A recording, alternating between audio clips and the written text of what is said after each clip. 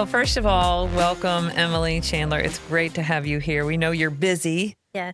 so I'm just thrilled. I've loved watching you build your business, and so when Ellie said you were coming, I was like, all right, Thank this is you. going to be It's an good. honor to be here. I appreciate you both. I'm excited to learn more from you in this. We've kind of orbited each other, but never actually met. And I think that when we think about the renegade community, we're talking about busy people. You know, a lot of us are business owners, a lot of us are moms, or have lots of things on our plates. And so I'm excited for this conversation today, and hopefully it'll bring some introspection for our community. New ways of thinking about Yeah. time. Absolutely. Exactly. Okay, well, where we like to start is we like to go in the Wayback Machine, back to high school days. You're a senior in high school. You're looking at your future life. Tell us a little bit about what was in your vision at that time. Yeah. So, not many years ago, but also feels like eternity ago to think back to high school. But senior year of high school, I didn't really know what the future looked like. I would say probably back to when I was a small child, I thought I'll be a veterinarian someday. And then fast forward to senior year, and I had no idea what I wanted to do in the future. And so I decided to attend Western Kentucky University, and just on an undecided, realm of I have no idea what I want to do, but I'll figure it out once I get there. And so went to Western Kentucky University, and while I was there, my maternal grandmother passed away, and I just felt like it was my responsibility that I put on myself to come back home and be close to family. And so when I did that, I knew I had to find a career. If it wasn't going to be college, I needed to jump into something. And so for me, that was the banking industry, and I went into banking and worked in banking for 5 years, and enjoyed that, but just knew that it wasn't filling my cup, so I needed more. And from there, decided to into a startup, a company that was just around for a couple years, and they did pediatric therapy, and I was their first admin. And so I came in and I was doing the scheduling. As we know with startups, you just kind of roll your sleeves up and you Do do everything. whatever. Yep. Yeah. So I was doing the scheduling for all of their locations, but also was doing marketing and outside sales. Enjoyed that world, but knew that it still wasn't filling my cup in the way that I needed my cup to be filled. And Tell us a little bit about the banking. What was your role in banking? so I was a teller.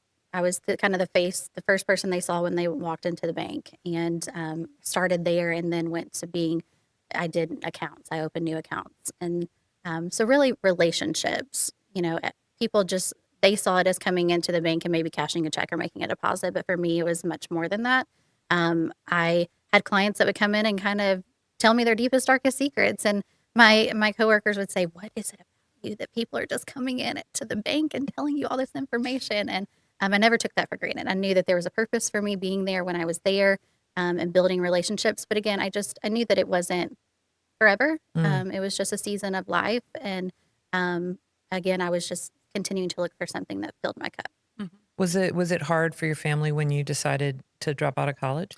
It actually wasn't. My family, I was later on, I ended up getting a degree, and I was first generation college graduate. And so my mom and dad have always been incredibly hard workers. My mom has been an optician for 40 years, and my dad has done numerous things, and is now in a ownership position as well. And so I just watched them both work incredibly hard to be where they are. And it was always left up to me that if college is for you, that's great. But if it's not, that's okay too. And I will forever be grateful for them that I was never pressured to make a decision one way or the other, to just kind of figure it out on my own. So it was wildly accepted that whatever it looked like for me was okay. That's a gift. That is a gift. I think of my generation of like their mid 30s, early 40s were definitely pushed towards college. Absolutely. And now we've actually kind of seen more people making more thoughtful decisions about whether or not it's for them. Mm-hmm. And so that's cool because it is a big expense. And I do feel like you can learn almost anything now on your own. Yeah. Yeah, everything's so accessible. I agree. So you went from the banking, and then you said you went to this startup, Right. this healthcare Mhm. sort of related business. Yeah. And what came next? Yeah, so I was in that position, enjoyed it. I was learning so much as you do in all startups of, again, figuring things out, what works, what doesn't work.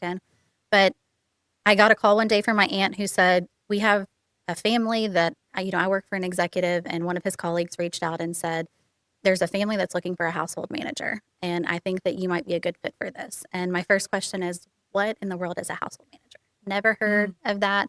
And so my aunt just encouraged me, it doesn't hurt to have a conversation. Just have a conversation. So I took a call with a mom who shared with me that her and her husband were both executives, and that they were in a position, they had worked incredibly hard, and they wanted someone to come into their family and just help out. And I took a lot from that conversation, but one of the things that stood out to me was she shared with me, we have worked so hard to be in the position that we are in. And because of that, we have the resources to be able to hire someone to come in and help me. And at the end of the day, I want to come home and I just want to be a mom. And when she said that, I said, this is my kind of people, because I had seen other business owners who the first people that unfortunately suffer are the children, when with business owners, and not just owners of business, but anyone if you're, really invested into your career. And so I really respected that. And so I came into their family and helped with day to day life, whether that was running kids to and from ball practice, making meals, doing laundry, running errands, and ultimately just felt like an extended part of their family. And so was really grateful for the time there and in that world and understanding more of what that looked like. And as the kids got older, they didn't need me full time anymore. They decided, we still want this relationship with you, so will you come and work for our companies? And so I went and worked for the mom's company and did admin and marketing for her. But still, there was a part of me that I was just drawn to that area of serving others. And I always knew, going back to high school, although I said I didn't know what I wanted to do, I knew that I was called to serve in some way. And so I was really drawn to that realm of household management, personal assisting. That's interesting. And just feeling that like desire to help other people in the more personal aspects Mhm. of it is I think unique. And even getting the opportunity to see that there was that um, gap in the market and what people needed when you talk about people who had both very demanding Right, careers. Yeah. right.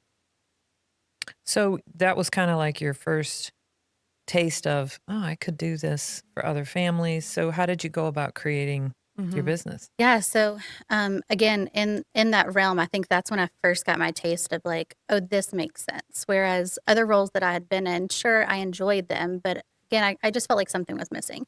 So, when I was working for the family and decided to, help out in her company, I, at that time, decided to go back to school, and that's when I said, "Maybe there is something more that I could be doing that a degree would help me with." And so that is when I decided to go back to school and ended up getting a degree in human services. And during that time, I said, I am not going to take on a role that offers any like stress. I need very low key while I'm focusing on school. And so I did that for a short time. And then I got a call from the CEO of the company that I had worked for, that was the pediatric therapy company. And she said, I want you to come in and I want you to interview for a role as a director of marketing. And I, kind of took a step back and thought, director of marketing, I've never been in a leadership role like that before. And um, I definitely had, a moment of imposter syndrome of why me? Why in the world would someone see in me to step up in a director role when I haven't had that experience? So I went and I interviewed for it and it was a good fit. And so while I was in school, I took on a director of therapy role for the largest pediatric therapy practice in 3 states. And so it was um, an eye-opening moment for me of you can do hard things. And Mhm. that was kind of my first moment of really, I had set forth to say, this is my time to just kind of sit back and like not work as much and focus on school. And then was given an opportunity that I will say changed the trajectory of my life in many ways, because I saw in myself finally that I was worthy of being in a leadership position. And so it was during that time that the family that I once worked with reached back out and said, "Hey, we haven't seen you in a while. Come over for dinner. Let's chat. Like, let's just find out what's been going on." And so I went and met them in September of 2021, and we had dinner. And during that dinner, they said, "What have you been up to?" And I shared with them that on the side, I had been doing personal assisting in some way, and I had already named it Leave It to E. But it was just something that was on the back burner. So wait, let me pause you real quick. So you were the full-time director of marketing, doing school, and on the side, personal Yeah. assisting? Yeah. Which side? Yeah, exactly. Right, exactly. Yeah. Yeah. Yes, I Yeah. was. And honestly, didn't really feel spread too thin. Was enjoying all the things that I was doing. She's well Um, organized. Yeah.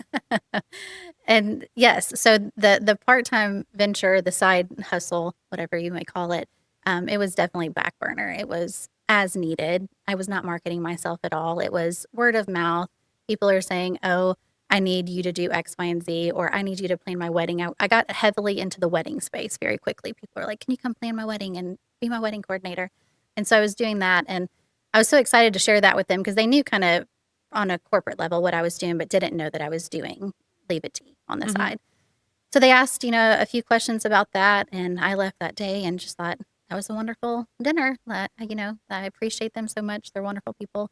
And then about a week later, I got a call from the husband, and he said, "We have just been talking since we had dinner, and my wife and I both just believe in you so much, and we think that you need to take a step back from the corporate world, and you need to jump into your part-time venture full time."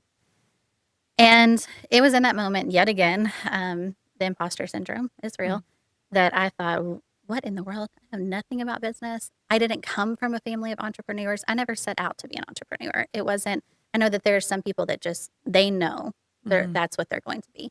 And I didn't. I didn't have that in me. So I said, well, let me think about this. I really appreciate you even telling me this is something I need to do. But he said, not only do we think you need to do it, but we want to come on board with you, and we want to invest in this, and we want to be your business partners in this. And so I was humbled by that, but I also had some reassurance that these are two people I have the utmost respect for. They are incredibly successful themselves. And so I know I'm coming alongside the right people if I decide to do this. And so I took some time to think about it. And, it was during that time that I was kind of looking myself in the mirror and saying, Emily, what is it that you think you're good at? Like, there are some people that they just know I'm meant to, be an engineer because they're great at Math. math. Yeah. And that was something that I had a really hard time kind of narrowing down, like, logistically, is there something that specifically I know I'm great at?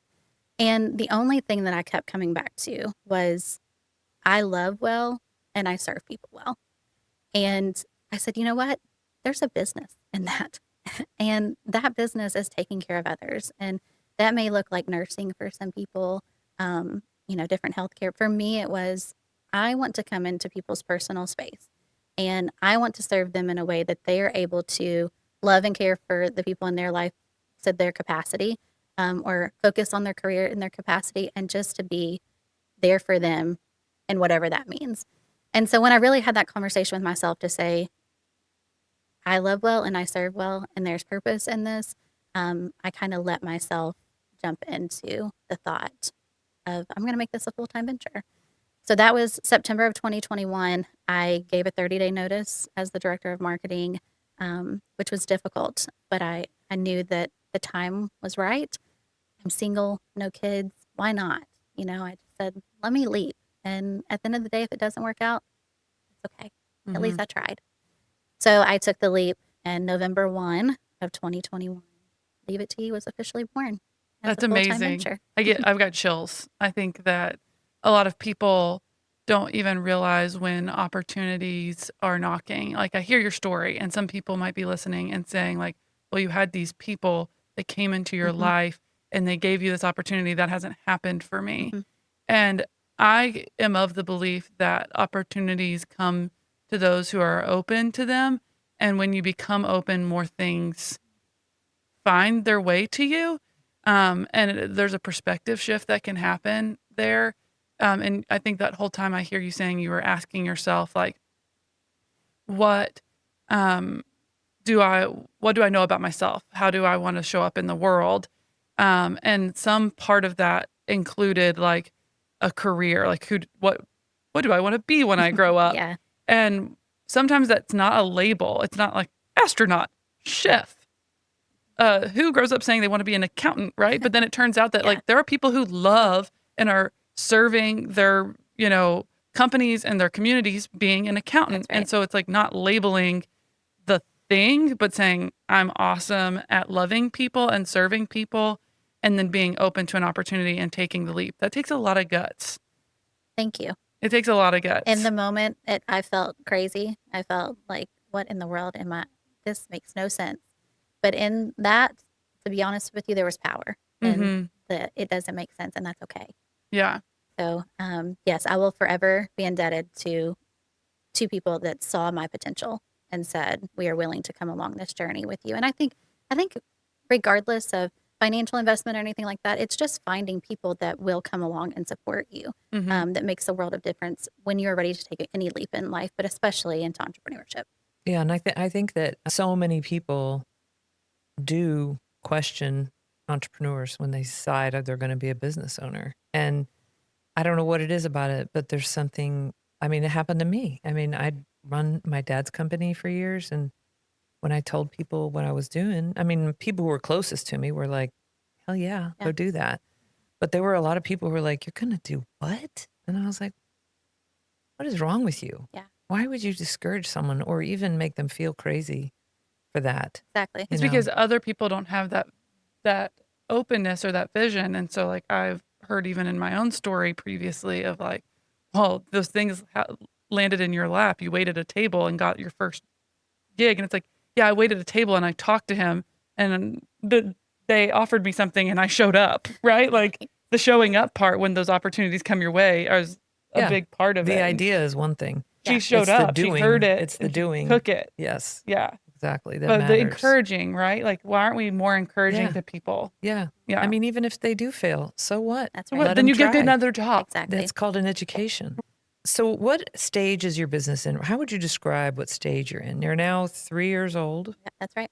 3-year-old business. Yeah. So, tell us a little bit about kind of where you are now in the company. Yeah, I'll say I can't say that I'm a subject matter expert yet. I still am figuring out a lot of it, but I have grown so much since day one, obviously. And coming into day one, I didn't know what a P&L was or, accounts receivable and payable. Like, what in the world? I have so much to learn here and different taxes.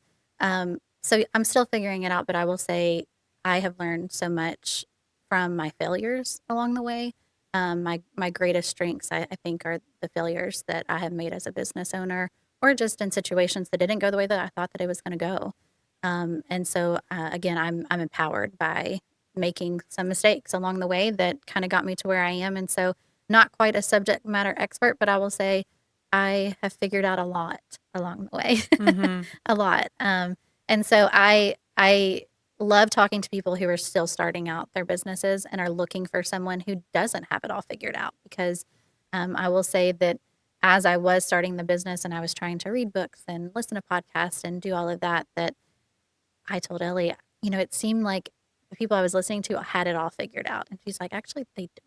Like, it Mm-mm. may seem that way, but they don't. But that's the way that I perceived it, is that these people have it all figured out. And so I feel empowered to share with people just the authenticity and transparency that I'm still figuring it out. And I think that as a business owner, you always are. You always It Mm-hmm. are. never stops. Yeah. So I feel very strong at where I am currently as a business owner, but I'm still learning. Yeah. Mm-hmm. That's awesome. So, I am curious about you're in a business where the answer is probably mostly yes. Your clients want something. What you do as a household manager Yeah. is whatever they might want. It might be a personal thing, it might be a business thing, it might be family planning, it might be childcare. When do you have to say no? How do you learn to say no when your business model is a lot of yes? Yeah, that I will say was one of the failures that I learned early on when to say no and when to know that not all business is good business. And there was a situation where we came in as more of an executive assistant instead of the personal assisting side of things. And so it was a business owner who wanted us to come in and help run their company and really create policy and procedures and do all that stuff. And It's stuff that I can do. But again, that's not the filling my cup Mm. thing. That's, yes, I There are can. other services for that, That's right? right. Yeah. That's right. And that was me learning that there are other resources that I can go and find that resource for you. But as far as leave it to E taking care of that and trying to be all things to all people, we need to say no. Mm. And that was an opportunity to do so. But it was early in business, and I was in, the mind frame that just take it all. Hmm. Whatever business comes your way, take it all. And so I did that. And it turned into a situation of we were working for one client 40 hours a week. And I had hired 3 other people that I was having to manage to really run that business. And it was getting away from our values and what we do. And it wasn't a good fit. But I was doing it because I thought that You need business. I Yeah. needed the business. And so I that in that situation, I eventually had to say no. I had to say, we tried this for a time and it's just not a good fit for us. And so I do have to step away. But there are in the personal assisting world, there are times when I have to say no. And I I can say maybe it's not no, it's I don't know, but I will find out for you. And there are things that we are asked to do that, like, I don't know how to drywall a home. Like, I appreciate that you think that I can do that, but I'm happy to find that resource for you. So instead of saying no, I just say, let me just figure it out for you by finding another resource. I think you said something. I want to make sure that we take a moment to let you say, like, what is Leave It to E? What is your business? Where are you at now that you've kind of honed that message? And then you very explicitly said we were getting away from our values.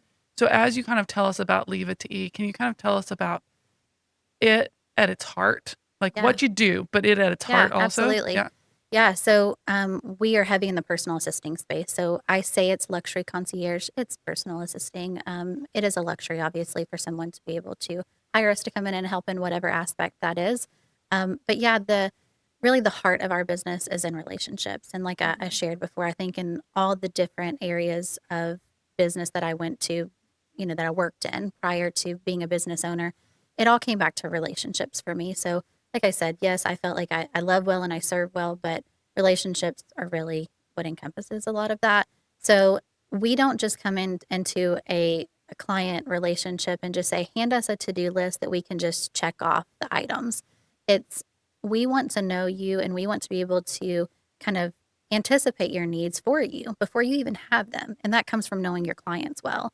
So oftentimes we'll come in and we'll say, I need to know the last time that you changed your furnace filter because it's going to now be on my calendar. So it's off of your calendar. When was the last time you got an oil change? What summer camps do you want your kids to be in so that it's on our calendar and we're taking care of it so Oh you don't even God, I have to need think that. about it? Oh, I need that. I need That. it. Let me Give me let me that. add that one right now. Yes. So yes, it's really the value is in serving well and being in relation with our clients that again, it's not just to-do lists that we're checking off, it's having the relationship with them so that we are able to anticipate their needs before oftentimes they're even able to think of themselves. Hmm. So before we got started, we were chatting a little bit about your client base, and you were talking about a lot of them are transplants because there's some resistance Yes. to Kentuckians, Louisvillians. I don't Yeah. know what to call it, but Like the Midwest, Southwest, maybe. Yes. Southern, Midwestern. Yeah. Tell us a little bit about the resistance that you feel like you encounter and how you're helping educate people about why what you do is so helpful and valuable. Yes.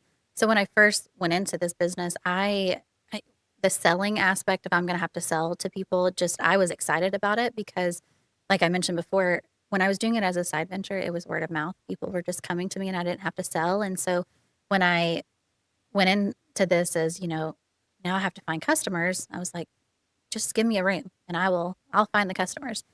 And I very quickly realized that it wasn't that easy. And that came from sitting down with people. And I would sit down with men and I would share with them what we did. And they would immediately say, I have a list for you. I need you to come and take care of this now. And they would ask very little questions. It was, this is what needs to happen. Just get it done. And then I would sit down with women and there was this pushback of, you know, gosh, I need this so bad. But I don't know if my husband will be okay with it. So let me have a conversation with my husband first and then I'll get back with you. Or my grandmother did it all and my mom did it all. And I'm supposed to do it all. And so I very quickly sensed this mom guilt that I was getting from women, or just guilt in general, that society places on us as women, that we are supposed to do it all and figure out how to do it all.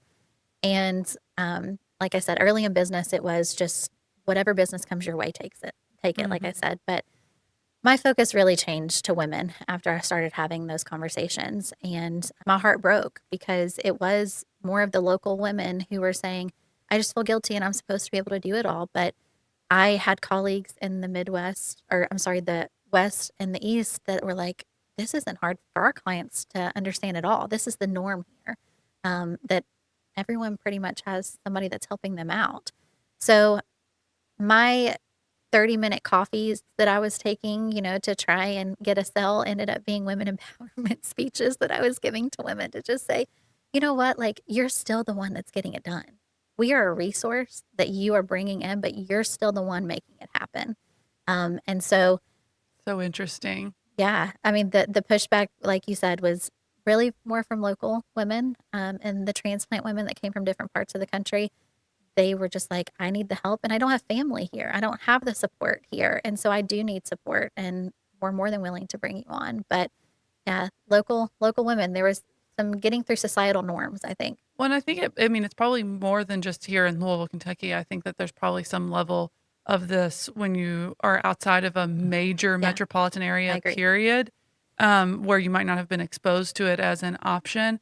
Because I had mentioned something to someone in a conversation not that long ago, about finding other working mom friends. And she said, I have no problem in LA. I had no problem with that in LA, being like super career driven Yep. and a mom. That was everyone.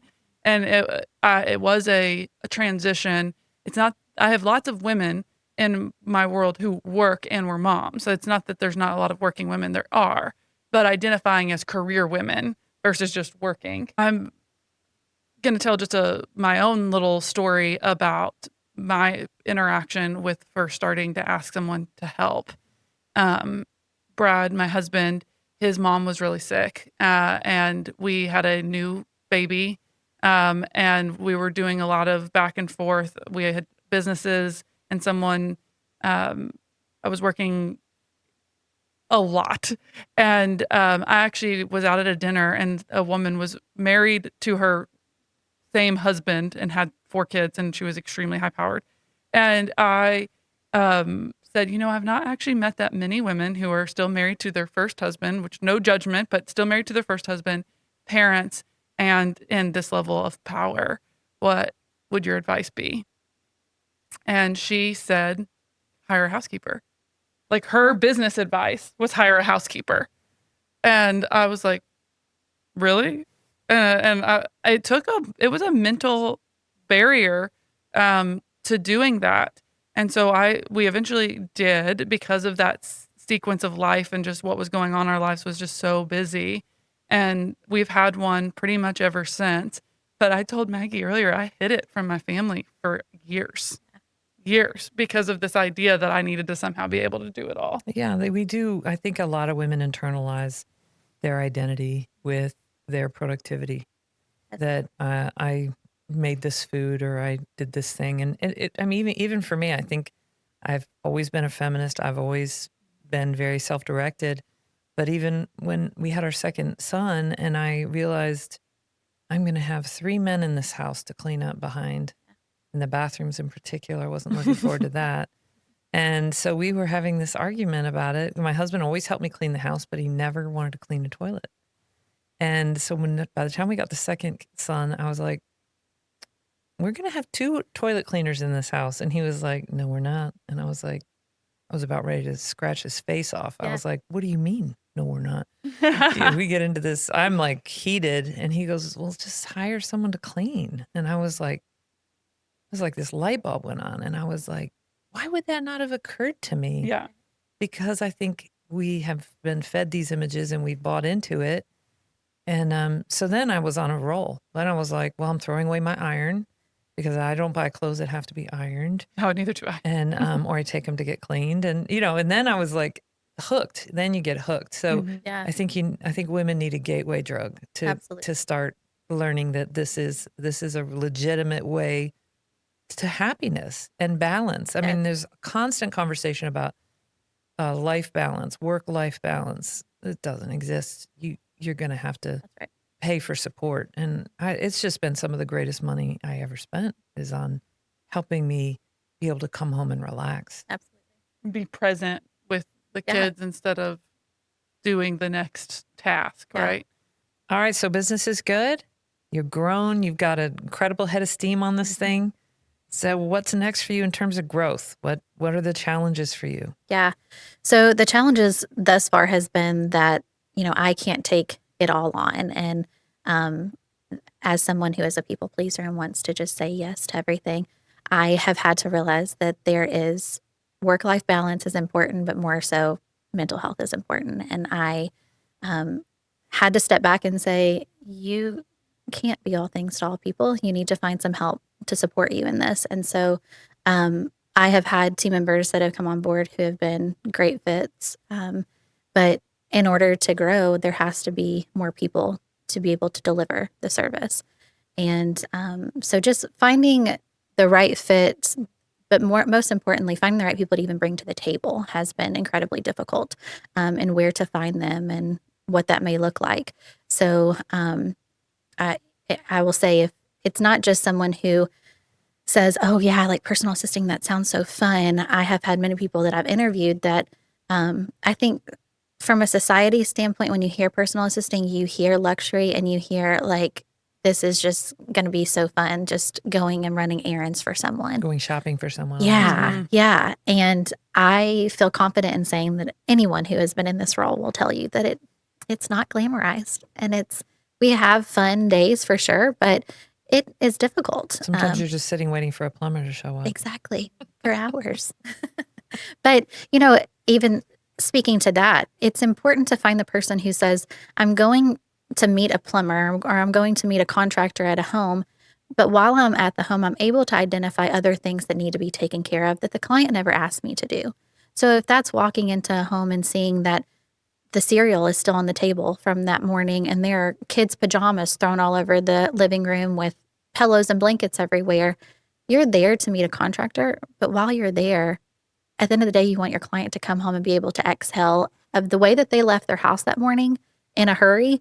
They're able to come home and something that took us 10 minutes to do genuinely changed the trajectory of their day when they were able to see that this was taken care of for them. And I think that that's actually a really hard skill set. I think that it's a skill set that we look for even in the industry that we have doing podcasting is when I'm looking for a producer, one of those things that it's been hard to, it's a little intangible and it's not something that like is on the resume, but it's like the ability to problem solve and to think forward and to process. It's so insanely valuable. Someone who can just like take the reins and figure it out. absolutely. And I can see where that would be incredibly difficult to hire, and you need all of your roles to be that way. And people ask me what I'm looking for, and I say, traits such as common sense and critical thinking skills. And people just look at me like, you're crazy that you can't find what you're looking for. But it is, honestly, it's much more than what is on their resume. Plus trustworthy, Yeah. Trust, plus pleasant. that's right. And I will say, first and foremost, it's trustworthy because in our industry, that's what You're it in comes down homes. to more than anything is someone that you can trust. And so we do background checks. We have all of our employees sign NDAs. Like that is of utmost importance. But again, like finding people that some of the things that we take for granted, like it just comes naturally for us to be able to walk into a home and say, oh, this needs to be done. You don't always find that in everyone.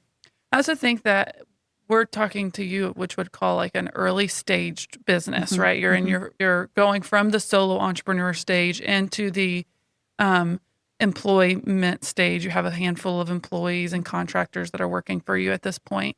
And that's actually the hardest hiring point, I think. Because every single hire when you're under 10, 15 employees has to be able to carry their weight. As you get bigger and bigger, you need them to still carry their weight. But when you only have one of a certain position, that position can't fail. Like they can, there's room for failure in the general sense, but they really have to be able to carry it. And how are you feeling about that, knowing what you do? Like, have you brought in help on any of your personal items? Have you brought in help on any of your, like where have you started to fill in your own gaps as you've grown as a business owner? So I haven't in a lot of ways. I haven't. Again, that's still part of me The having accountability my part, hands. we're going to call you in a month and see where That's you're at. your training and recruiting funnel is bring someone into your life Yeah. and leave tests in your home. Say, go to my house, keys to my house, and Yeah.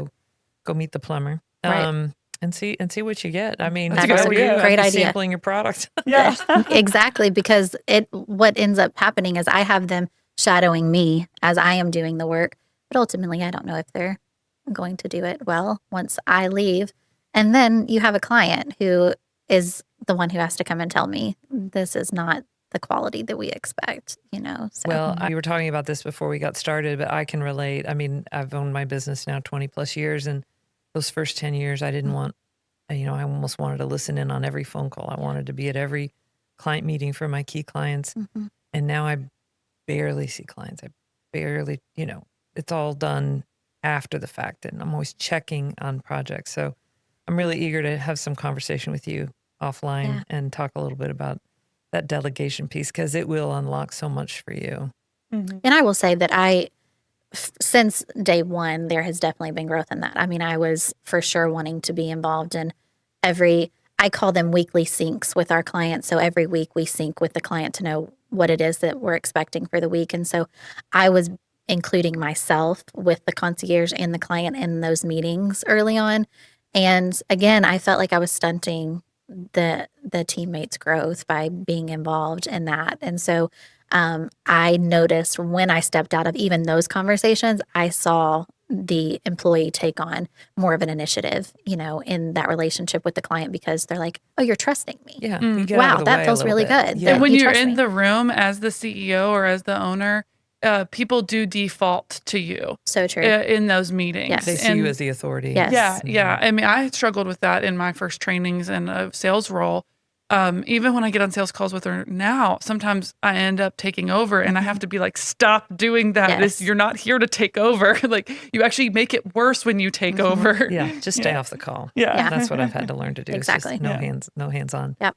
Do you mind talking to us about how you have financed your business? Yeah. So really, from the beginning, it was with the investors who came alongside me and said, "We're going to invest in you," and that was really in the startup cost of, making an LLC and doing all of the logistic aspects of, we're going to do that for you. But then once that was done, it was up to Emily to grow Make a it work. business and figure it out. And are they still in business with you? They are, yes. Oh, Yeah. And so nice. anytime that I have a question in business, again, because they are incredible people, but also they are leaders in themselves, they have taken a step back to let me run the business. And they're there when I need them. But in them doing that, it empowered me as an owner to say, I don't have to have them in any of my meetings, because they have enough faith in me that I can do this. And so from a financial standpoint, in the beginning, it was from their investment and just getting the starting cost of running a business up. But from there, it has been finding clients and learning it on my own. Keep that on how cash flowing. That's right. Yeah. So I feel like this is actually one of those questions as we kind of think about wrapping up this conversation that I've asked Maggie when I first had my boys about this, when I've brought on EAs, when I got the advice to get a cleaner. What are some of the first things I should be outsourcing? What should I be thinking about outsourcing as a person? I think sometimes it's like hard to even know what to hand off. And I'm really curious, in your opinion, doing this with lots of clients. I know that it's different for everyone, but when someone's like, where should I begin? What should I be handing off? I will say when I first have an initial conversation with a prospective client, I ask, what is it that's keeping you up at night that can be taken care of for you? Now, there's life things that I'm not going to be able to come and take off your plate, but is it the amount of laundry that is just overwhelming you that you can never feel like you can get a handle on? if it's that, then let's start there and let me take that off of your plate. And then let's see how you feel from there. Maybe it is, I feel like I need to be everywhere for my kids. And even if that just means picking them up from school and taking them to ball practice, I need some help there. Because then that gives me the opportunity to be at the game. Although I might not be able to get them to practice, I can still be at the game. And so I need help in that area. So it really just depends on what the stressors of life are and what it looks like. But it does vary from laundry to, I have helped clients plan end of life stuff. And they've come to me and said, I want to, have a conversation with you about what my wishes are for end of life. And I would like you to help me put all of that down and get an Write it down. attorney. And so everyone's stressors are different. But I will say, whether it's laundry, if it's running your kids to and from practice, if it's coming in and just taking care of everyday errands, you don't have the time to even get to the UPS store to drop off a package. But because of the relational piece, we do look every week for what we're doing for our clients. So all of our clients are reoccurring clients every month. It's not Is it somebody. like a set rate or a flat fee, or how's Yes. that? So every client starts out at a minimum of 5 hours a week. And so we are not somebody that you would call if you need somebody to come in at 40 hours a week. That's not our business. We are concierge. So at 5 hours a week, most people have 5 hours that they can come up with of stuff to do. Or they will say to me, gosh, I don't even know what I would have you do. So I don't even know if it's worth a conversation for me to talk to you. And then we sit down and we talk about, let's just talk about, Your day. your day. What does that look like? And very quickly, we oftentimes come up with more than 5 hours a week. So again, just being ingrained in their life that every week we are taking care of errands, we're taking care of laundry, we're taking care of finding someone to make your meals for you, whatever it may be. I can think of all the Food. things that stress me out. Food. Yes, Food. yes. Apparently I have to eat every day. It's Yeah, exhausting. shocker. And if you have somebody that can help you and even planning those meals, it takes a lot Be off your plate. wonderful. Yeah. I think of you said things and just what you were talking about. Yeah, they're the big things like life planning, but you'd mentioned like oil changes and air filters and reminding to do like the school camps. Yes. Having a kid enter the school age, meaning they have no care for the summer now, and knowing that like camps all. I'm just hoping that people are hearing ways that they can feel the relief. Also, you made a comment earlier that resonated about that is you taking care of it. Yes, absolutely. And I don't think I've even thought about having a cleaning lady at this point who does more than just cleaning, but as me taking care of it. I've thought of that as me outsourcing it, but I've not thought about it as me taking care of it. Right. And that was a good mindset shift. Yeah. Well, that is you taking care of it. Yeah. Exactly. Right. And I find I have seasons of life, and there's times when I need more support or less support. I mean, my parents are aging, they're getting ready to Yes. move, and I'm trying to convince them that we could use some help there. But, and that can come and go. And I think that's another thing is now that my kids are out of the house, I'm in a different stage than both of you. Kids are out of the house. Laundry's no big deal now. Right. But when I had 2 kids, it was a nightmare.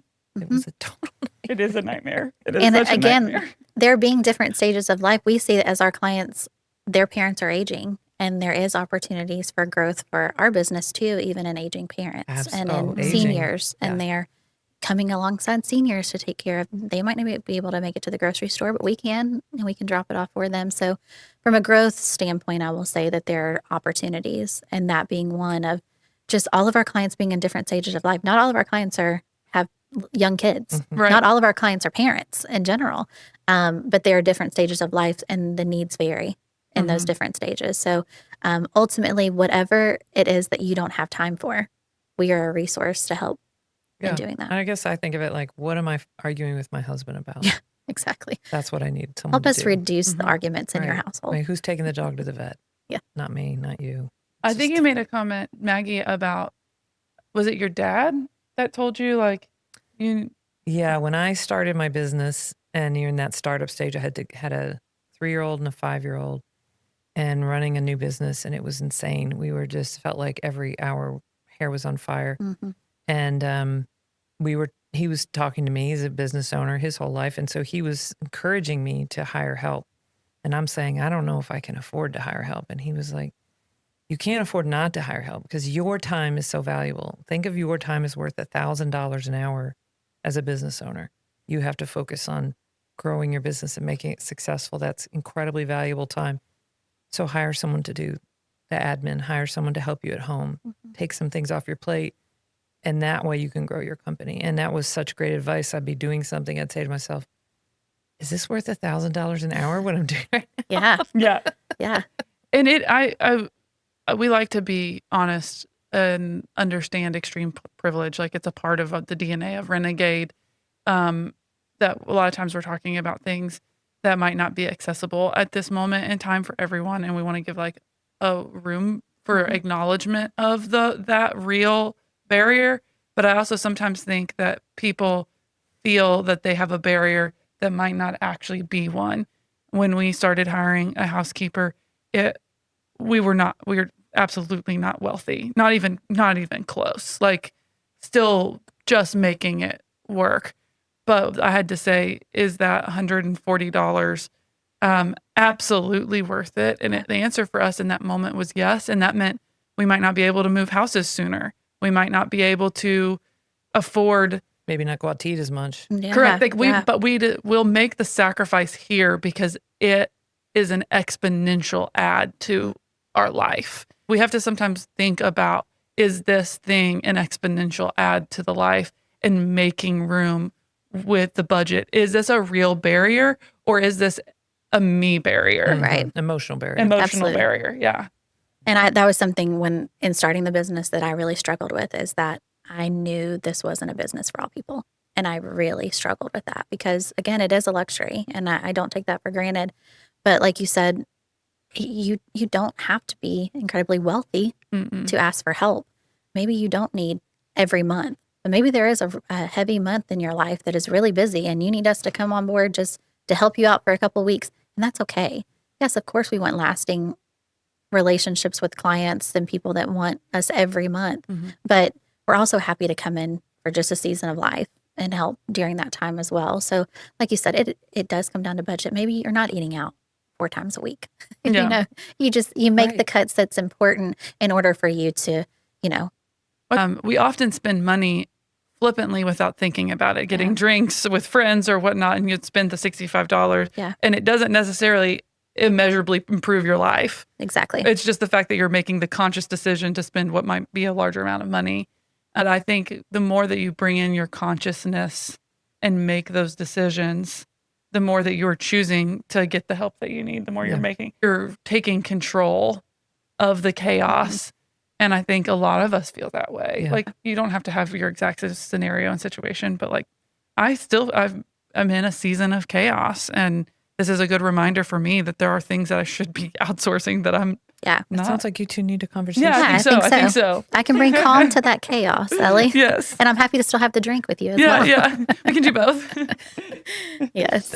I think that your business is really interesting. I can't wait to like follow you, Thank you. as you continue to grow this company, and your willingness to come and kind of share that you weren't choosing to be an entrepreneur. You kind of fell into it as you found a need and something that you wanted to serve, and let us see that it's an imperfect mess. Yeah. You know, that business ownership is not linear.